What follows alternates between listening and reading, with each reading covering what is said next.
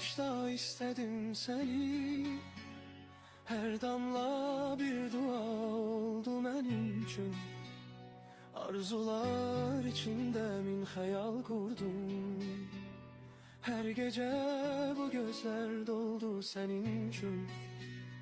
Bulutlar ağladıkça ben ağladım.